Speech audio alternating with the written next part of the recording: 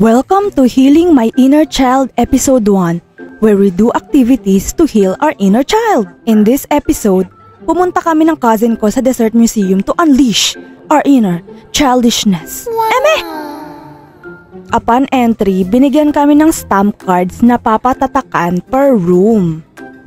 First room ay yung donut room na may egg dispenser na lalagyan mo ng malaking token. Tapos, yung egg may laman na sweet goodies. Ang saya! Next room ay yung mang inasal halo-halo na very colorful. Binigyan kami ng halo-halo coupons na maa-avail kapag bumili kayo sa mang inasal. Video, okay?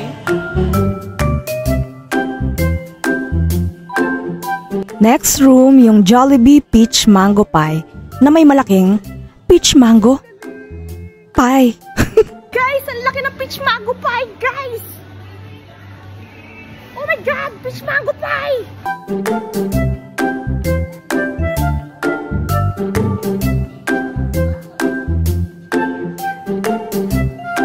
May game na paramihan ng mapipindot na parang ilaw-ilaw ganon. And as competitive girlies, naglaro kami.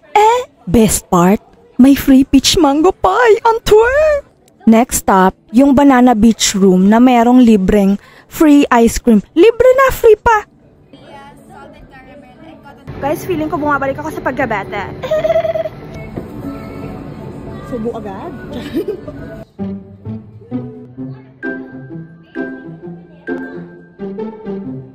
After namin kumain at mag-picture-picture, dumiretso naman kami sa cake room. Simple lang tong room na to pero interactive siya. Bale, may hihipan kang something, tapos iilaw siya. Ang galing!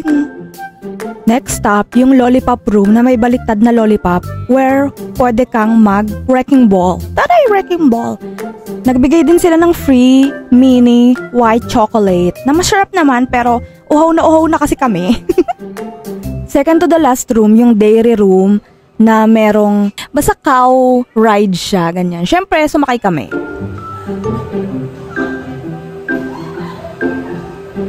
Mga bakla, bumaliktad yung panty ko doon. Okay ka lang, be? Last room, yung newest attraction nila, which is Yaw Yaw Wellness Room. Dito na kami nagpahinga ng medyo mas matagal kasi merong mga upuan and it's rocking. Taray, rocking! Ang saya ng experience namin na to. And talagang masaya ang aming inner child. Taray! What activities do you want to see next? Comment down!